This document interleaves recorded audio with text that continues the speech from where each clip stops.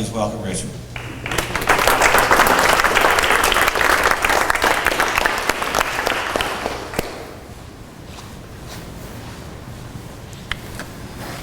Good afternoon. Thanks for coming out today. It's good to see everybody. I've seen some familiar faces. Some of you I had the opportunity to train with over the last few years here working with Chuck, so it's good to see you all again as well. One of the things I will say is that I'm a trainer. I'm not much of a lecturer. You can see my fancy slide presentation up here. That's it. All right, so, and I wasn't even going to have that. Chuck said, we got to put something up. So, but yeah, I'm a trainer, and that's my specialty is close protection, and even inside of that is empty-hand defensive tactics. Got over 27 years in martial arts training, and a number of other things that I do with that, and have developed some things specific to what we need. Law enforcement and others would be very comfortable with the type of things that I teach as well. So I'm going to just talk a little bit today, a little bit about the role of protecting the pastor of the church. At some point I'll let you ask some questions, but I'm sure you'll understand there's a certain number of things I can't talk about due to confidentiality as well, but I can maybe answer some of the things in general as time goes on. First of all, why should we provide specific security for the pastor? I've run into this. I have talked with people who are in charge at churches, and they said, okay, granted, we should have security officers to take care of the building and probably take care of the congregation as well. But do we really need to assign somebody to the pastor personally? I mean, nothing's ever really happened. Where have you heard that before? Okay? Or the pastor himself will say, you know what, I don't want it. I don't want security. I don't want my own personal protection team. There's a number of reasons why we should. And I'm going to be kind of skipping over some of the stuff I had prepared because you actually heard some very excellent presentations earlier today on all the reasons why we should. The first thing is our world has changed. And obviously at this point I don't have to convince you of that. Okay, you've heard all about that today from other experts. Our world has changed. We're not going back. It's not going to get better. This is not a bump in the road and things will go back the way they were. There will continue to be attacks on the church.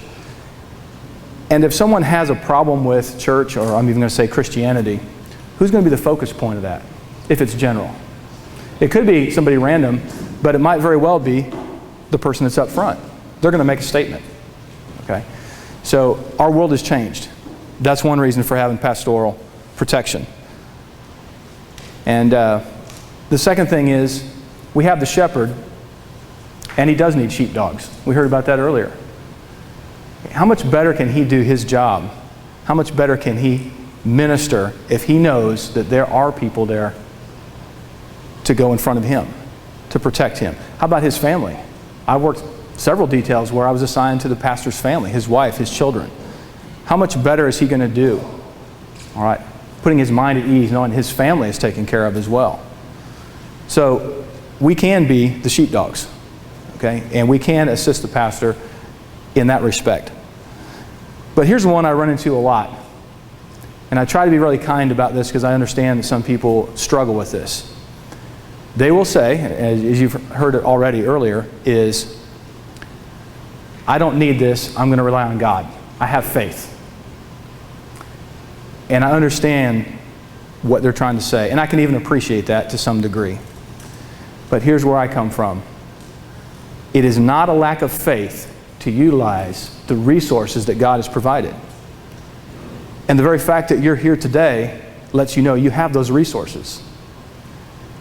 If I'm working in a high threat area and I say, I'm not going to wear my body armor today. I'm going to rely on God to protect me. Is that faith or is that stupidity? Stupidity. Exactly. Okay? So if you have the opportunity and you have the means to provide personal security for your pastor, I think you should do it. I think there is a balance there between faith. Let's not discount God, but to demand a miracle from God when we could have done something, I think is presumptuous. To say to God, you must protect me even though I have the means and opportunity to provide protection because I don't want to do it. I personally think that's wrong, and some people might consider that a sin. Some of the people I've talked to have brought it out that way. So now, with all these events happening, unfortunate as they are, we now have the means and the opportunity to train people, to bring people together, to provide this service for the pastors. And I really feel like that is one of the most compelling reasons to go ahead and do it. So that's why. Why should we protect the pastor? The second is who? Who should do it? I think we need to be a little careful in our selection about who's going to do this. And I've run into this a little bit too in talking with people on their selection on who's going to do it. And let me just give you some ideas from my personal experiences on how you go about selecting somebody who's going to be part of this protection team. Now, as we've heard earlier from the other speakers, the protection team is not just the guy who's standing within arm's reach of the pastor. There is multifacets to the protection team, starting with the eyes and the ears. They go out there and all the way in. Trust me, it's a lot easier for me to do my job if I'm mic'd up on the radio and I hear people calling things in, suspicious things. It makes it much easier for me to do my job. So I'm very happy to have other people on the team that are eyes and the ears. Not everybody needs to or even should carry a gun. All right, you can be part of the protection team and part of the security team without actually going that far. But how do we select these people? I think one of the first qualities you need to look for is this person needs to have the heart of a servant. Okay? This is probably true in executive protection regardless, but especially true in the case of someone who's going to protect the pastor. If you're not willing to serve, and particularly if you're not willing to serve regardless, and I mean, like I said, if somebody says, well, I want to protect the pastor, but I don't want to deal with the kids, and I don't want to do this and that and the other. In other words, they're qualifying in what capacity they'll serve. I don't think they really have the heart of a servant. Okay? And I think that that's extremely important to start with if you're starting off with a new team. All right? Check to see if they've got the heart of a servant. The second thing is I think they should have a balanced desire to do this work. And let me explain what I mean by that. You can have somebody who wants to do this too badly. Now, my experience again has been that a significant number of young men fall in this category. Okay? I want to be the bodyguard. Okay, they want the prestige that goes with it. They want it too bad. Okay? Well, if you think somebody has potential, but you're a little concerned about it, then just like other speakers here have mentioned, give them something else to do and see how they do it. Or tell them, we're going to put you on the perimeter team. You will not be carrying a gun. If they go, well, I don't want to do it then, you understand where they're coming from. If they say, absolutely, I'd be glad to do that, okay, then you might have somebody that you can work with there. So somebody that has too much desire to be on your protection team, particularly when we're talking about the pastor, you may want to look that over once or twice. By the same token, I think it would be a mistake to put somebody on who doesn't have enough desire. And here's what I mean. Sometimes they'll say, well, we need to put together a protection team, so you're the pastor's executive assistant, and since you're with him all the time, it'd be pretty easy just to make you the professional bodyguard. What if he doesn't want to do it? If he doesn't want to do it, he's not comfortable with it, he probably won't do that well of a job at it. All right, so you're looking for that balanced desire, somebody that really has the desire to serve, wants to do it, but not too much and not too little. Those are the kind of things I would look for in putting together executive protection for the pastor. The third thing, and this has already been a big topic earlier today, because I told Chuck, I said they stole half my thunder here. But it's neat because this is meshing in. I have not had an opportunity to talk with the other speakers, but everything they're saying is meshing in with my personal experience and what I've experienced. The third thing is this person needs to be trustworthy. And I mean absolutely trustworthy. There are no second chances.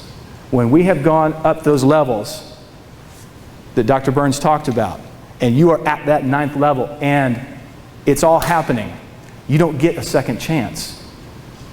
So in selecting somebody, if they've been untrustworthy in small matters somewhere else, I would not consider them for selection, for this particular selection. Now, there may be another place that they can serve.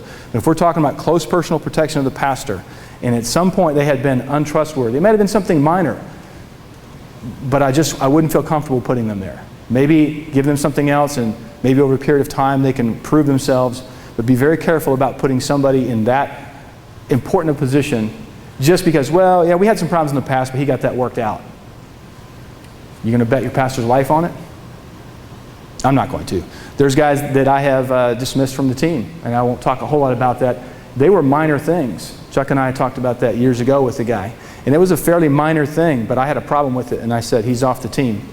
Chuck said, well, you know, maybe we should give him another chance, you know, in the spirit of forgiveness. And I said, I understand God's philosophy on forgiveness, but I got a job to do. And this guy has shown me a quality that I don't like, and he's off the team. He can go serve somewhere else if he wants to. But I'm not going to put the pastor in that position with somebody who demonstrated those qualities that I had a problem with. All right, so we talked about why should the pastor have his own personal protection. Talked about who should protect the pastor. So how do we do it? How do we protect the pastor? This is really where I come into the heart of what I do. All right, I have been in executive protection for over 10 years. The last few years in particular, I've been an instructor. I'm a licensed instructor in Texas. In Texas, you must be licensed as an instructor in order to sign those certificates, and you must work for a licensed training company, which Chuck is the manager of that company, Christian Security Institute. And so he contracted me to teach, and we share the same values and have a lot of history going back, so it works quite well with this. So the first thing you need to look at on how you put your team together and how you select guys, how you put them in position, is going to be proper licensing. Now, it may vary from state to state, but I'm talking primarily about Texas. Years ago, in particular, I ran a full-blown executive protection course. It was 8 days of non-stop training in a row. And occasionally I'd have guys come into those training on their own dime, or sometimes the church would send them. Sometimes in the course of training, I would be in conversation and find out that the church actually sent them to this training. And while I'm teaching, I would say something to them like, well, once you get done with the training here, which company you're going to go under? And they're like, oh, we're not going to go through a company. I'm just going to do it myself. And I would say, you understand that's illegal, right? And I would get this sometimes. Well, how do we get around that? Is that the image you want to project for your church? Let's see how we can get around the law. Let's see if we can kind of sneak by and not do things the right way. Is that really the image that we want for our church? I seriously doubt it. So you need to do things the right way. Okay, you need to go through the proper licensing channels. Okay, which I realize this is turning into a little bit of a sales pitch, but it's what I do. So we can do that. We can help. There's other companies obviously that can do it, but we specialize in that. And those of you that have been through my training, you understand what I'm talking about. When I teach for gatekeepers, I am able to cover everything that the state requires, the state of Texas requires, but we emphasize, how are you going to take this back to your church and use it? All this information. I don't really know of anybody else that's doing that. And that is one of the big pluses that we have. So the first thing on how we're going to set this up is to get licensed properly. The second thing is the proper training. Now, when I say that, okay, like I said, there are other training schools you can go through, and they may not have the quality that we have. They may just run you through the most basic things, the minimum amount necessary to get your license. I don't agree with that, and particularly when it's going to be the pastor. Who do you want protecting your pastor? The person that was highly motivated to get the best training they could, or the person that just wanted to get by? I feel like, in my case, you know, if it's my pastor, I want the guy who's got the best training, the guy who's willing to go out there and do it. So understand that you need to have the proper training. Along with that, I will tell you that the training that is required by the state of Texas to be a personal protection officer, that's the designation for bodyguard. We tend not to use that term as much because it has a negative connotation. But a personal protection officer in Texas is a 2-day course. In my estimations in teaching, an above average person probably needs about 100 hours of training to really bring them up to speed on executive protection. 2 days is not really enough. It's enough for the state. It's a start, but you need to think about going beyond that. Which leads us into the next point on how do we protect the pastor, and that is through continuing education. This is all part of, I think, the evolving aspect of protecting our pastor and church and our church security. You have, when you go through this training, you have perishable skills. Okay, you're only going to get a few hours of training when it really boils down to it. And then how much longer are you going to go before you get more training again, or refresher course, that kind of thing. Let me ask you a question.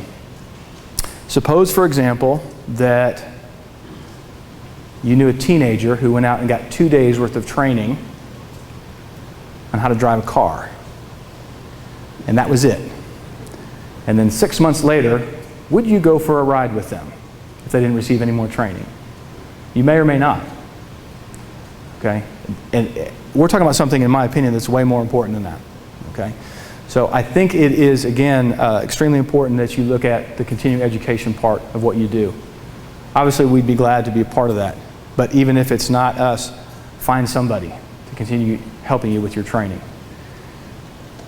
This is part of what I do.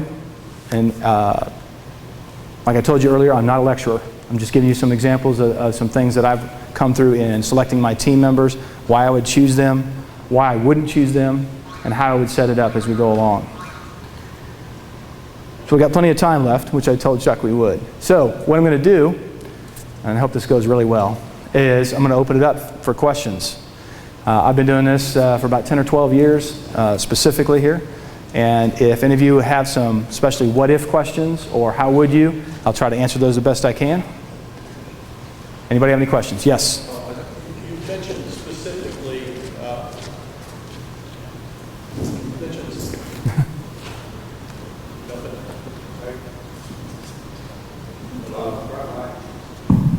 There you go. Good. You mentioned specifically the requirements. I gather what you're talking about is Texas. Correct. Do all states have these requirements, and is it really required for the training, licensing, whatever else for pastoral protection, say after services or in between services at a church? Can that be done by volunteers? Very good question. I'll try to address all of those, and if I miss some, let me know. First question, all states are different. Okay? There are some states where no license is required at all. There are some states where you may work in this capacity with a concealed handgun license. Texas is not one of them. Texas is very specific that you may not do any kind of security work under a concealed handgun license. So, for example, I run into this. Somebody will say, I want to take your executive protection course, or maybe your tactical firearms course or something like that, and then I'm going to go back and I'm going to be the executive assistant to the pastor with my CHL instead, because I don't want to go through all the licensing. You are riding a very, very fine line there. And if something happens, and if it's determined that you are acting in a security capacity without a license, that is pretty serious. You're talking about, what is it? Class A misdemeanor, up to a year in jail, $2,000 fine. We're to get way far into all of these state requirements tomorrow in our security team still. So we'll answer all those questions. Anybody has questions about concealed handgun license and which states are what? We've done the research. We can tell you, you give us a state and say, well, here's the bureau that takes care of that in everybody's state. And so we'll get into that real closely tomorrow. Good. Very good. Any other questions? Oh.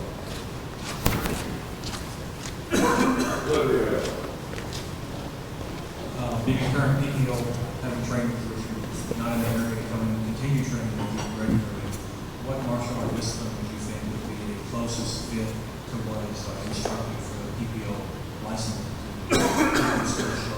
Okay, thank you. I get that question pretty much every time I teach. And the question is, what martial art would you recommend? The easy answer is none of them. And this is coming from a guy who does this for a living. Okay? And I will say it this way, because generally speaking, a martial arts school has a particular agenda, I shouldn't say it really that way, emphasis. And none of them, to my knowledge, as an art, are specific to executive protection. There are some that are better than others, but each of them has their own limitations. In working with Chuck, especially over the last few years, I've developed a system of teaching that most closely gives everything that we need.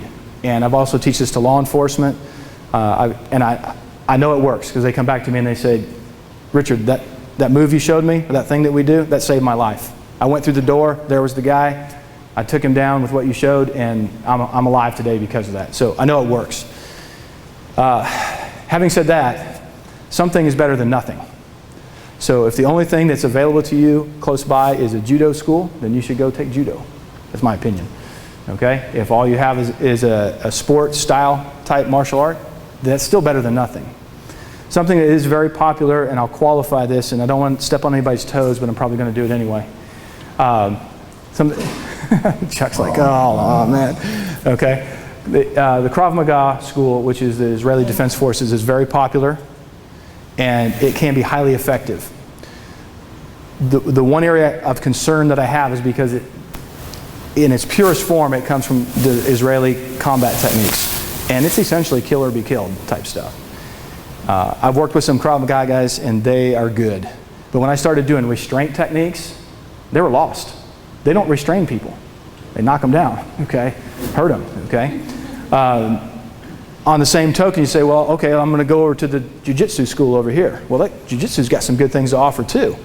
But in your capacity as an executive protection specialist, particularly protecting the pastor, do you really want to take this guy to the ground and tie him up and lock him up and choke him unconscious, that kind of thing? It doesn't really fit our mandate of what we do. So everything has something to offer, and something is better than nothing. But, you know, if you, and I'm only going to throw this out, I know it sounds like a huge sales pitch, it's a little sales pitch, but I've already been asked 3 or 4 times by the guys who I've already trained with here before I got up to speak, we can set up classes. All you got to do is contact Chuck. We can do it mobile if there's enough interest. We can come to you, or you can come to us. And I will be glad to teach as much as I can. That's my life. I love teaching. I took some time off and helped run a security company and ended up behind a desk, and I can't do it. I try, but I can't. I need to be out there. I'd actually be more comfortable right now if we all just pushed all the tables aside and everybody got their jackets off and we started doing some techniques. That's where I live. Okay? Okay, let's do it. Yeah, okay. More questions? Yeah.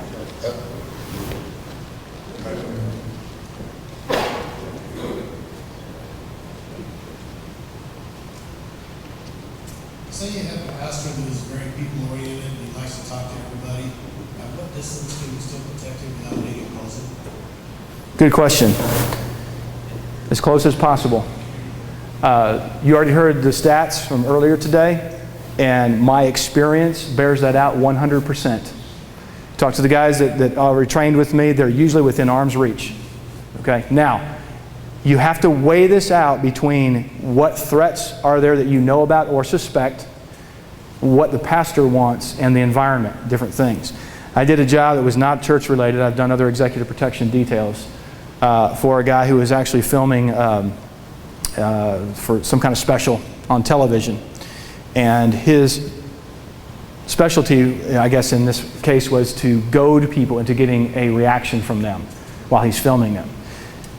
And he said, I want you to stand over here out of the way. And I said, it was about 15 feet away. And I told him, I said, you understand if something happens, I cannot get to you fast enough. Well, I don't want you in the shot. And he very well came very close to getting his head knocked off, right, because he made a comment that was designed to arouse this person's ire. And he asked me later afterwards, I started moving closer, but he said, I don't want you in the picture. He asked me later, and he said, what would have happened? I said, you got hit. There's no way I can cover that distance. The guy's standing right next to you, and you're implying certain things about him that you shouldn't be, just to get a reaction for the television show. What do you think's going to happen? Okay? So, yeah. When I train the guys, it's usually within arm's reach, but you have to, a lot of times, allow for, his personal space, that kind of thing. And that also comes in where you utilize your team. Okay, so if you can't have the guy right next to him, then you have your team out there, and they're the eyes and the ears, and they're the ones that are watching there as well. So they're another line of defense. Does that make sense? And we talk about that quite a bit in our training class, where you have rings of protection or perimeters or concentric circles, depending on the type of training you're doing, and each of those layers has a job to do as well. Hope that helps. More questions? Back to Pflugerville. I'm in law enforcement, so I can carry in church without that being a problem. Mhm. You know, without having to be a big deal, obviously. But it sounds like that I would benefit greatly on the executive protection side of this with taking that training. So how does that work for a law enforcement person? Do you still get the certification, or do you just get the training without the certification? Okay, very good. Right, in Texas, and Chuck may touch on this some more tomorrow. I'm stealing some of his thunder, but but you're right. You do not, because you're an active law enforcement, you do not have to have the PPO license. And if you look at regular law enforcement, at least in Texas, T-close training, yeah, there's nothing executive protection in it. So at least the executive protection part of the level 4, like training, yeah, you'll get a cert for it, but depending on your department you work for, they'll either let you hold a dual commission, which would be a commission with DPS and a commission with your local agency, and some of them won't let you do it. You know, you're cleared no matter what because you're active, but yeah, that training would be valuable to you, and at least a small part of the stuff that Texas gives you. I mean, there are, like Richard was saying, guys that will do an 8-10 day course, you know, multiple thousands of dollars, and yeah, that may very well be a good opportunity for you, but something's better than nothing, like you said. A few years ago, I actually had a 4-man SWAT team from a local city come in and go through the course. And these guys were already good, you know, at what they do, but their department realized if we have dignitaries or high-threat witnesses, or high-risk, I should say, witnesses coming in, they need more training than what you normally get in just the academy. So yeah, it actually would still be a big benefit if you're law enforcement to go through this kind of training. You know, they all talk a lot about how close to be and everything. Like Richard was saying, it depends a lot on the venue of what you're at. I mean, part of your duty as a PPO is to look at everybody in the room and either know them already or figure out whether they're a threat or not. You know, when we protect the pastor down in Houston, we know a lot of the people that are there, and so I'm not really that concerned, and I can sit back there in the back when he's up here talking to a couple hundred people, because I've already checked them out, mostly with video surveillance that we'll talk about later, but you check all these people out. It's like what we call it a dance, and a dance can be anywhere from just going in a room and seeing who all's there. If you can pick up any of those clues, like Dr. Burns was saying, you know, you're trying to scope those people out, everyone in there. But then in a large, you know, like after a service, you got 5,000 people in the auditorium, and a bunch of people up front coming in, and you've got a bunch of, like he's the pastor. Yeah, I'm probably going to be about right here, because one of the deals we do in Pastoral Protection is you always dress like the pastor. That way, whenever you're walking with him, you look like somebody that ought to be walking with him. Houston's first, coat and tie, everything first service. After the first service is over, immediately tie comes off. It's like you're syncopating your actions with the pastor. Okay, tie comes off. Third service at night, you know, you've changed clothes, you're back in jeans and something that you can cover with, but you're looking a lot like him, so you don't look, I mean, yeah, you got an earpiece, but, you know, a lot of the guys in the auditorium have earpieces, so. Any other questions? I know you're selling a service, and I'm like him, I'm full-time police. The guys that I use at the church are full-time police. So I'm curious why you don't talk more about utilizing active law enforcement. Seems like everything I've heard has been about security, nothing about using police. Well, because tomorrow is the session about the security team. So we're talking about that. I'm just curious. Yep, Yeah. that's coming. Just in case anybody has any questions about that, yeah, your first, this is going tomorrow, but the first option, if a church can have it, is to have full-time law enforcement there. All liability goes upon the municipality. It's away from the church. We do have some issues with workers' comps, and different departments do it differently. Like Grapevine, we have to pay $4 to the city in addition to the payment we pay the police officers. And in Houston, we have 13 officers there on a regular Sunday. And we also have private security there also. It's hard to get, you know, I would hire a cop any day to be there 24 hours a day. unfortunately, it's hard to get cops to do 8-hour shifts for a church. And so we use them in our highest priority time, and supplement it where we can with private security. We do recognize that a lot of police officers don't have that kind of executive protection qualification or training. Just because you be the cop doesn't mean you're the best. You're not Secret Service. So there's certain schools of thought that say, yeah, you should always have Secret Service protecting your pastor. Well, they're not out for hire. So we kind of do the best that we can. And tomorrow, when we talk about the gatekeeper program for security teams, it's that, yeah, this is taking volunteers that are qualified and making them into PPOs. But at the same time, I wish we had a sheriff in every church in every city, but there's not enough law enforcement to go around. So what are we going to do? When you hire law enforcement, are you ceding authority to them at that point, or do you still retain authority? If you hire law enforcement, do you have authority over them? More or Are you less? still in control, or you give it all over to them? No, you're not giving it all over to them. You should give them parameters as to what you are expecting from them to do. And they should tell you, I can't do that. I'm not going to search everybody's bag. I'm not going to search everybody's bag. There are certain things that you got to respect the limitations. I'm thinking more along the lines of, our security team, they practice good guest service Yeah. techniques, and then law enforcement official may not do that as well. You're right. And so, that's a very graceful way to say it. Oh, he's sitting right there.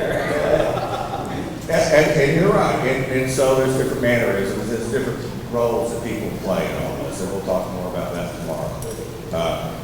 Actually, the next guy, David, is going to talk to you about how he works with 5 campuses and how he blends security with the police force, even here. So, okay, one more question. Go ahead. When you use the local police officer, peace officers, are they uniformed? They can be anything they want to, whatever you want them to do. In our church, if we had a uniformed officer there, everybody come back.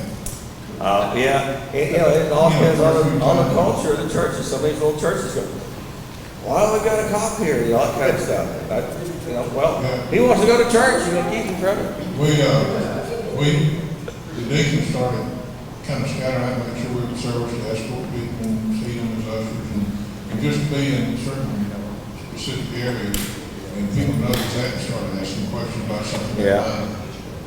We'll get all of this security team back here in the back. Tomorrow's security team. This is Pastoral Protection. Just a question for the smaller churches. If you had a small team, how would you balance security for the congregation and the pastor in a smaller team? How would you balance? Yeah.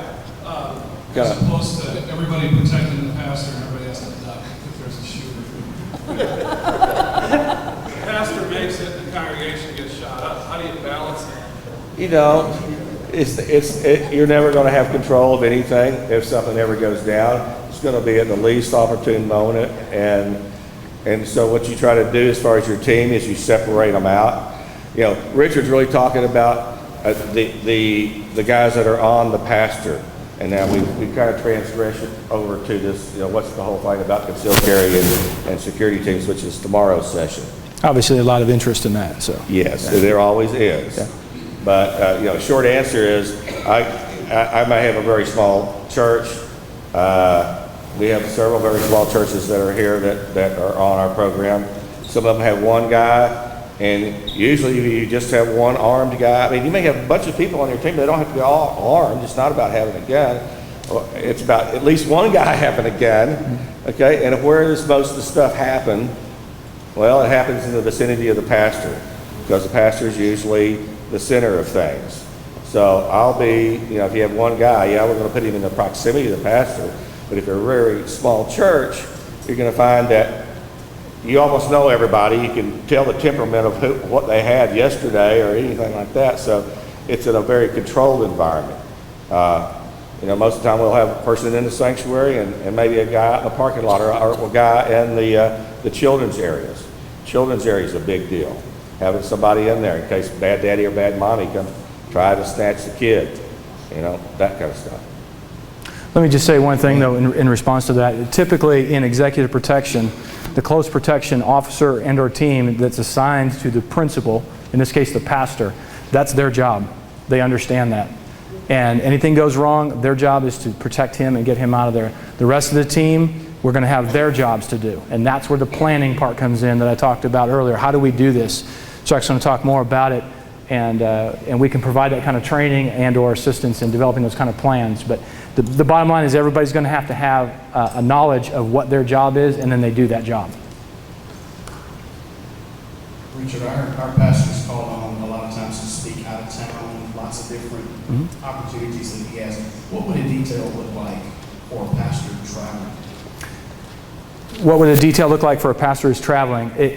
There are so many factors that go into that. What's the threat level to start with? How many people do you have, available? Just starting off with that kind of thing to formulate a plan. I'm not sure exactly how to go from there without having more information. If it's low level and you just want to make sure that he's safe from general crime, you might only send one person with him. If it's a high level situation and he's already had death threats, then you might put a 4 or 5 man team on him. You might have 2, 3 cars going. It just depends. I've worked everything from solo details up to 4 or 5 cars with 12-man teams. It just depends on what situation calls for.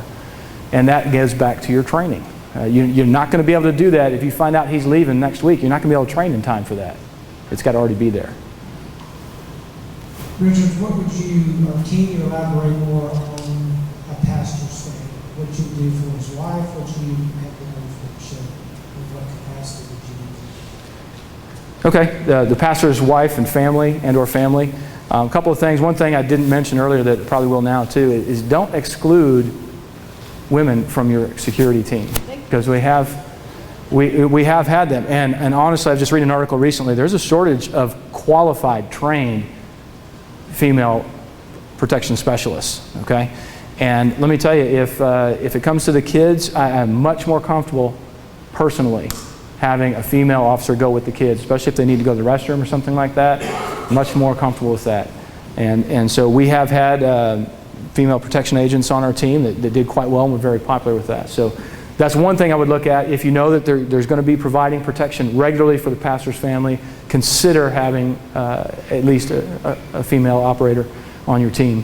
So you do it even if there's no threat, you put protection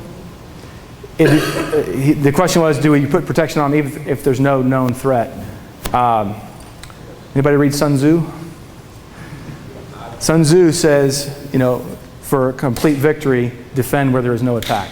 That's basically the concept that we're looking at. Is you're going to constantly, I hate to say it this way, I don't want you to think that I'm paranoid. We've already had enough discussion on paranoid people, but in the same way with a lot of police officers, if they go, when they stop somebody, they're in the mindset, this guy's going to come out of the door. When I go to work in executive protection, I expect something bad to happen. I'm already thinking about how I'm going to defend against that. And that's why I asked the question, because that's how we think. Absolutely. You can take it too far. You can, but most people don't take it far enough. That's my opinion. Depends on the culture of the church. Right. A lot of churches, the wife is just as much a pastor as the male pastor is. And you got a lot of that. And a lot of black churches, you got first ladies. We've dealt with a lot of them. And that's just as important as anything else. And then you have kids. If you have a very high profile, it's a thing for kidnapping. Right. If you've got several $1 million pouring in it. Yeah. How do you respectfully handle the situation where your principal or pastor in the situation makes a statement that if something goes down, don't worry about me, I can take care of myself? That contradicts your role. You want the sugarcoat answer or the real answer? Real answer. I lie. I say, yes, sir, no problem. No problem. And then I go to my next best guy. A little arrogance here, but I was usually the head of the team. I go to my next best guy and say, you are on the pastor's wife. That is your job. You will do nothing else but protect his wife and kids. Do you understand? Yes, sir. Very good. I'm on him. That's why I say it goes back to those roles. I had to say, actually, with an executive in a major corporation last year, and he told me and my partner, he said, if anything happens to me, you forget about me and you take care of my wife and my daughter. And his daughter was an adult, but said, you take care of my wife and my daughter. You understand? Both of us, same time. Yes, sir. I looked at him, he looked at me and said, which one do you want? Because we're not going to leave him, even though that's what he said. So I hate to say it that way, but I get kind of blunt sometimes, is that I want him to feel that everything is taken care of, and I go from there. Good question.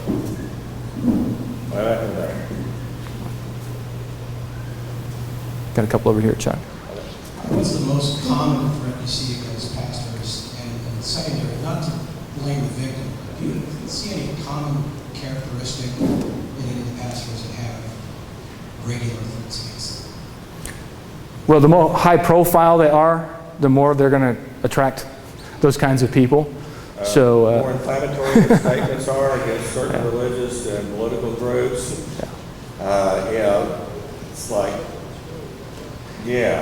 if they're really vocal against Islam or something like that, well, they're going to be. And as far as the first part of your question, and I wouldn't necessarily classify it as a threat, but actually what we run into the most is people who mean well, but they're dominating the pastor's presence. Okay, they'll come up and they'll put their arm on him and they won't let go.